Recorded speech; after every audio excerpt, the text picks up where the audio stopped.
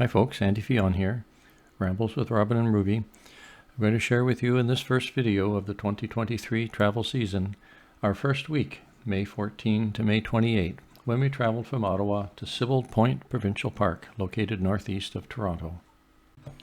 For us, travel to Sibbald Point Provincial Park was a full day drive, about 6 hours. And because it was early spring, we had our choice of most of the campsites. Located on the edge of Lake Simcoe, the park has a couple of interesting cultural features. Sadly, the museum was closed at the time, but such are the challenges of traveling in early spring. But the Heritage Walk was lovely. Because it was early spring, the mosquitoes had not started to breed in the couple of swamps that were located nearby, but the lakeshore was fabulous.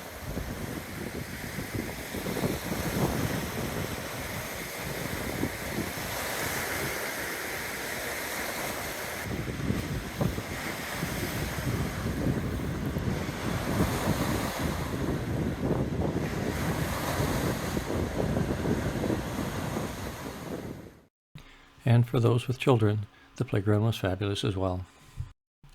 St. George's Anglican Church was also a surprise, not only because of its architecture and the lovely grounds right on Lake Simcoe, but it is also the burial place of author Stephen Leacock, and that, out of ignorance, was a real surprise.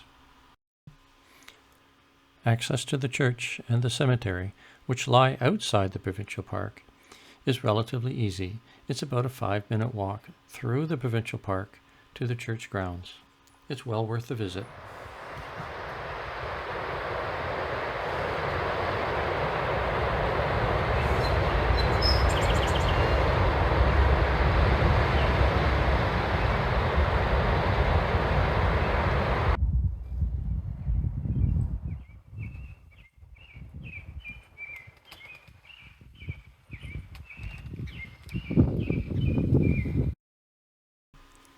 We were up with the birds on day 2 because we had a drive to Rockwood, located just outside of Guelph, Ontario. An old woolen mill is located within the Rockwood Conservation Area, and both are located along the Eramosa River. The conservation area occurs within the traditional homeland of the Mississaugas of the Credit First Nation of the Anishinaabe peoples. The park trails allow you to wander through the countryside, underlain by the Eramosa Dolomite, known for many interesting geological features, most special of which are the potholes. Yes, potholes. The potholes formed by an interesting geological process whereby cobbles and pebbles were ballistically drilled into the underlying dolomite by the tremendous forces of the Eramosa River, or at least the ancestral Eramosa River, at the end of the last ice age. They form a really interesting habitat for some very cool plants.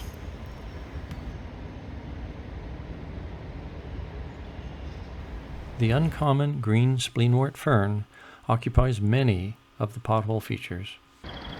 Caves formed by karst processes, where water dissolves the dolomite to create the open space, is another interesting geological feature that is common at Rockwood Conservation Area. Following our visit in Guelph, we left Rockwood Conservation Area and drove to the Harrison Park Campground located near Owen Sound, where the Sydenham River flows through the park. We visited to look at some of the early spring flowers and related plants, and we were not disappointed.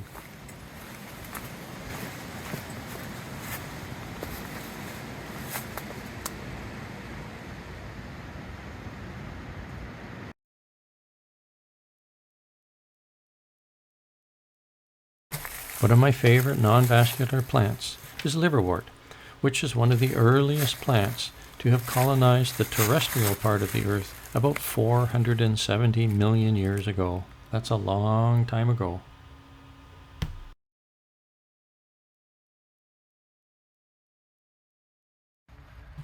Inglis Falls Conservation Area is known for the many ferns that also occur in this area, growing on the dolomite rock. Many spring ephemeral plants were in full bloom, and I'll leave you with just a sampling of a few of them.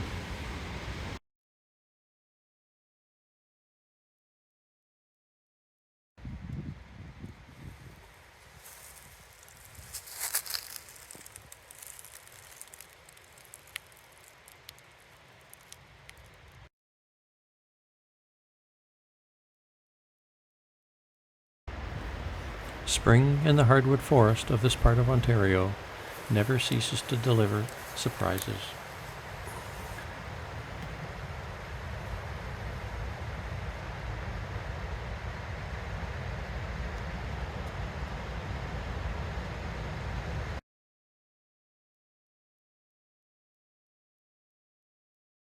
Inglis Falls, created where the Sydenham River plunges over the escarpment, is one of the spring highlights.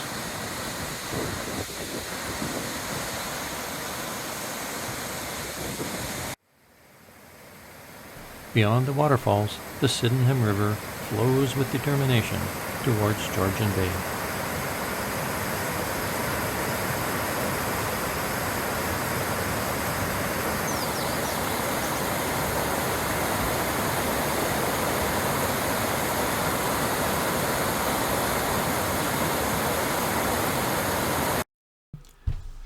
Following our visit in the Owen Sound area, we turned north and headed towards Sudbury, where we had a little business to do, a little visiting to do, and a little touring of what was our hometown for some 30 years.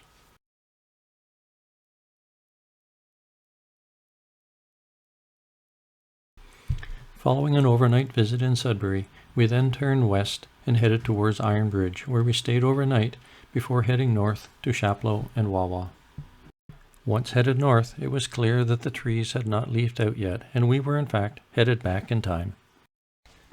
We stopped in Chapleau for lunch, an old railroad town. It's known for its old train on display and for being on the main line of the Canadian Pacific Railroad. Then we turned west to Wawa. When driving on northern highways, you always have to be alert, especially in the spring, for moose. We made a brief stop at the Potholes Provincial Park, located northeast of Wawa. Again, another area where dramatic rock sculptures were created by rushing river beneath the glaciers during the end of the last ice age.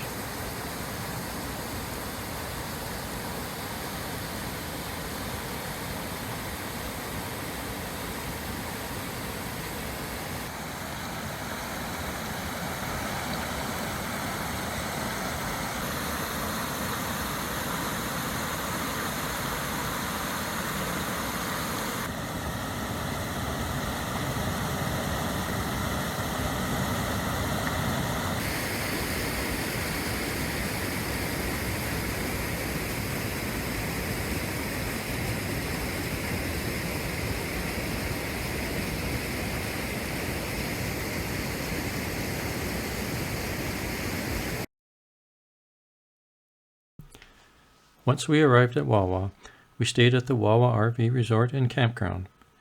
It has a lovely trail that winds along the Magpie River.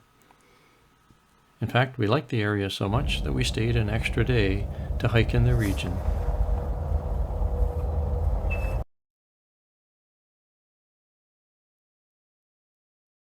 So this is the Riverside Trail along the Magpie River.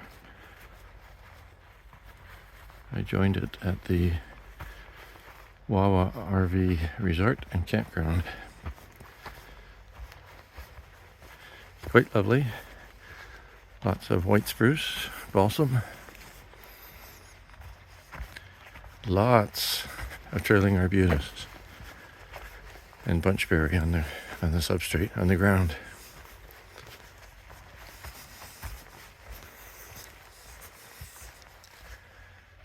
And out there's the Magpie River.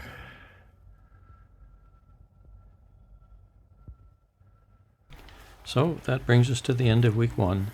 It was still early spring, the nights were chilly. Join me in the next video when I share some highlights of a hike to the edge of Lake Superior.